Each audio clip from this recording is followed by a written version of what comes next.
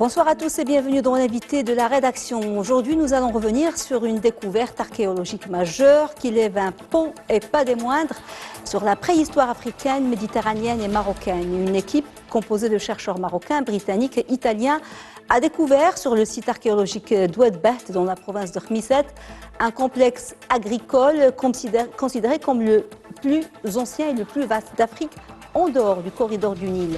Une découverte qui révèle pour la première fois l'importance du Maghreb dans l'émergence des sociétés complexes dans le grand bassin méditerranéen grâce à de nombreux indicateurs qui attestent de la présence d'un établissement agricole à grande échelle comparable à celui de la cité grecque de Troie à l'aube de l'âge de bronze. Et pour en savoir plus sur cette importante découverte archéologique, nous avons le plaisir de recevoir sur notre plateau le professeur Youssef Boukbout, archéologue et enseignant-chercheur à l'INSAP. Et il a aussi fait partie justement de l'équipe de recherche internationale et multidisciplinaire qui est à l'origine de cette trouvaille archéologique majeure. Professeur Boukbout, merci beaucoup d'avoir accepté notre invitation. Bienvenue.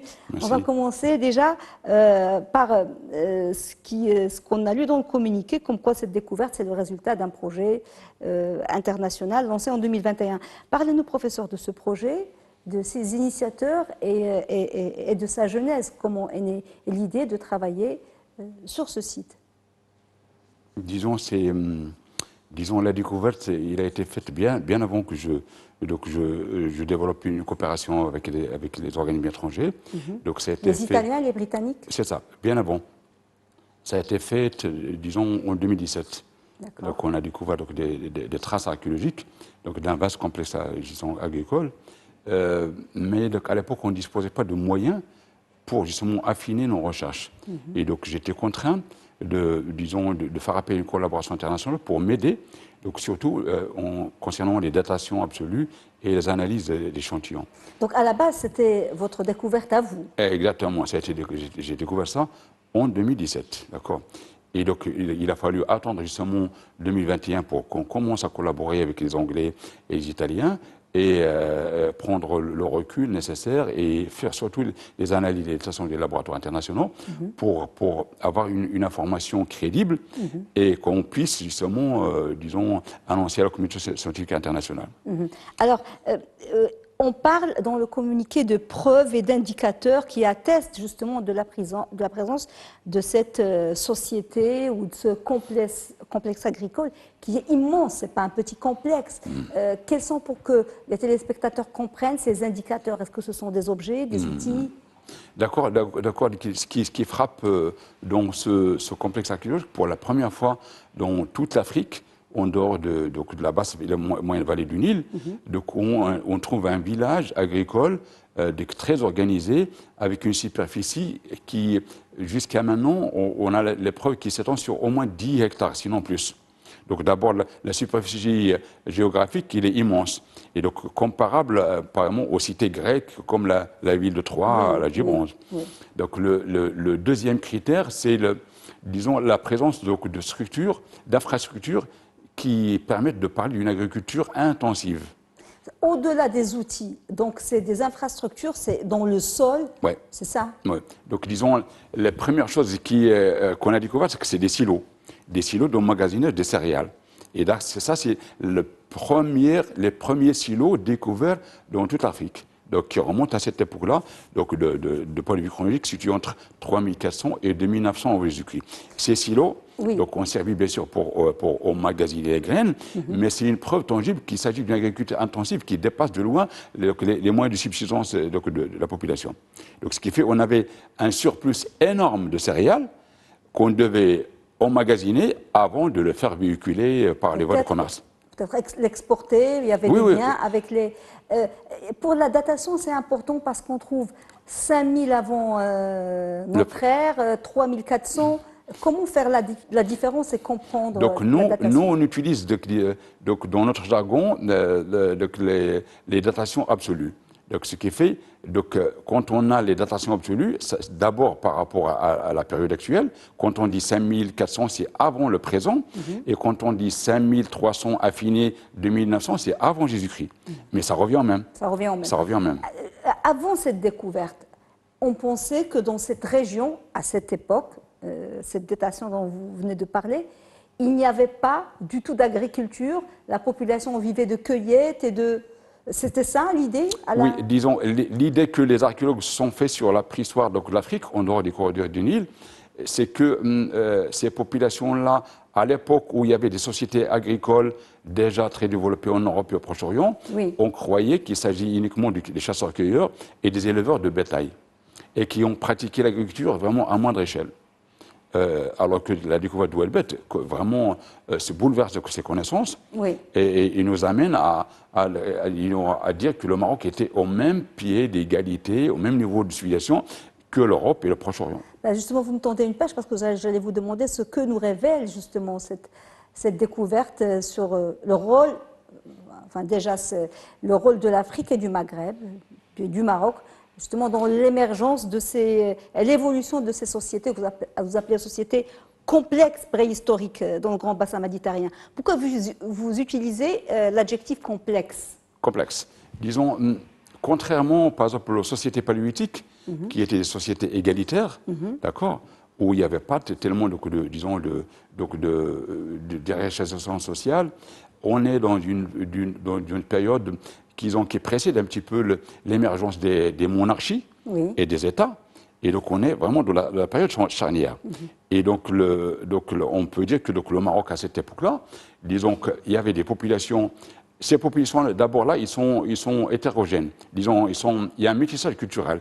Donc, c'est des autochtones, mais avec des gènes essentiellement maghrébins, mais avec des apports ibériques et des apports aussi proche-orientaux. D'accord. Mais c'est des populations autochtones qui ont, pris le choix de développer une agriculture intensive pour faire du troc et du commerce. D'accord. Et on a des preuves pour cela. On a sur les 10 hectares qu'on a de Welbet, disons, on a fouillé que 0,5% de ces superficie. D'accord. Donc ces informations qu'on vous donne représentent 0,5% de la superficie. Donc ce qui fait, maintenant, on a touché, disons, la face émergée de l'iceberg. Exactement. Ce qui reste à découvrir. Ça doit être immense, il y aura de nouvelles découvertes. Alors, justement, cette période, c'est une période que vous qualifiez de peu documentée. Il y a un grand flou, celle située entre 4000 et 1000 avant notre ère. Qu'est-ce qui explique cette grande lacune ou ce grand trou noir dans l'histoire de l'Afrique du Nord-Ouest?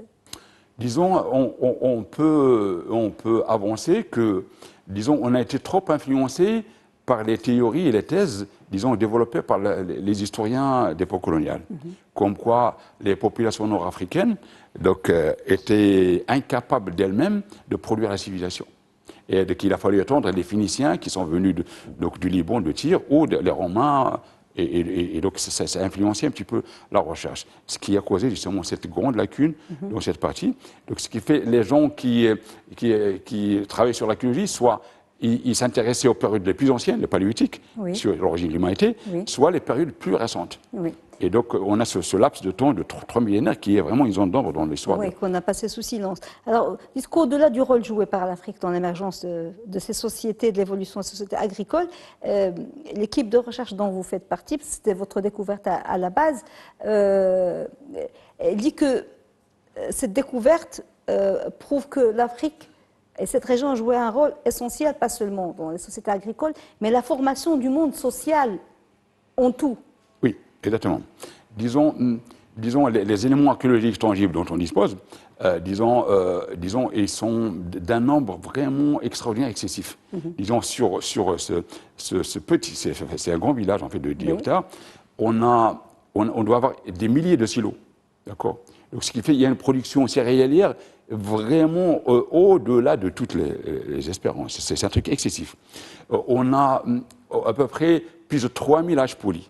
De 3000 haches polies en pierre. Des haches polies en pierre, donc les outils. Et donc, parce qu'ils sont pour pratiquer l'agriculture à grande échelle, il fallait un petit peu, couper les arbres de la forêt. Parce qu'auparavant, il y avait que de la forêt.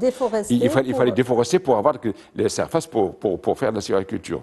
Et à côté de ça, on a aussi trouvé plus de 2000 meules, les meules qui ont servi à moudre les graines. Donc, ce qui fait ces sociétés, ils n'ont pas commencé uniquement par des matières premières comme uniquement les graines, mais ils ont transformé les graines en farine. Ah d'accord, donc ça montre le degré d'évolution, parce que c'était très sophistiqué, c'était pas... Et c'est les seules sociétés préhistoriques d'Afrique dont on sait certainement qu'ils ont exploité le sel. Parce qu'il y a une mine de sel donc souterraine, le sel gemme, le bloc de sel, de pierre, qui est situé à 5 km. Donc on a retrouvé les mêmes outils qui ont servi à extraire le sel dans les galeries, on les a trouvés dans le village. Donc ce qui fait, et on sait qu'à ces époques-là, le sel, c'est une denrée très prisée. Très rare et très prisée. À l'époque médiévale, le sel avait son équivalent d'or. 1 kilo de sel équivaut à 1 kilo d'or. Alors, ces dernières années, professeur Bokbout, nous vivons une dynamique particulière dans la recherche archéologique. Il y a beaucoup de grandes découvertes, que ce soit les découvertes faites au site Jbel Yahoud, ou les parures préhistoriques de Bizmoun, la grotte de Bizmoun, et j'en passe. Que nous révèlent ces découvertes sur l'histoire de l'Homo sapiens et que nous offre-t-elle comme nouvelle perspective? On va finir par ça. Disons, d'abord, il faut signaler que ces découvertes sont, disons, le résultat d'un cumul de connaissances, d'accord, qui est dû à la création d'un institut spécialisé sur l'archéologie au Maroc. Donc le Maroc, dans les années 86, donc, il a opté pour créer un institut d'archéologie, mais il a préparé l'avance parce qu'il fallait former les archéologues. On les a formés à l'étranger, essentiellement en France. Et c'est la première génération de ces archéologues confirmés qui sont venus former les étudiants marocains. Et donc, ce qui fait qu'on a un cumul de 86 jusqu'à maintenant. Et donc, c'est tout à fait normal qu'il y a développement de la recherche dans différentes zones qu'on ne connaissait pas. Ce qui m'a amené justement moi-même à travailler sur la zone de Ouelvet, qui est une zone complètement marginale, qui n'est pas connue auparavant. Et donc, c'est pour cela qu'on a justement ces découvertes. Il faut aussi dire que l'expertise marocaine en archéologie, elle est reconnue au niveau international. D'accord ? Donc, ce qui fait on est au même pied d'égalité que nos collègues américains et anglais. Ce qui nous manque maintenant, c'est les moyens financiers et le laboratoire d'analyse. C'est tout. Ces découvertes, est-ce que justement elles ouvrent de nouvelles perspectives pour avoir plus de fonds, pour avoir des recherches à plus grande échelle? Vous dites que ce n'est même pas 0,5% ce qui concerne Ouelvet. Il y a d'autres sites archéologiques qui sont innombrables. Vous pensez que vous arrivez à... Je pense, avec justement ces coups de projecteur, donc par justement ces découvertes, disons les décideurs politiques donc, sont convaincus de l'intérêt de financer les programmes de recherche. Oui.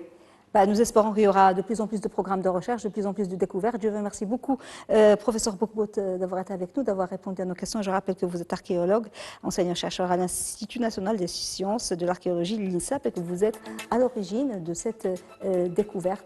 Merci beaucoup, professeur, et à très bientôt. Merci à vous. Merci à vous. À la prochaine. Madame, monsieur, merci beaucoup de nous avoir suivis. Bon suite des programmes sur Média TV. Très belle soirée.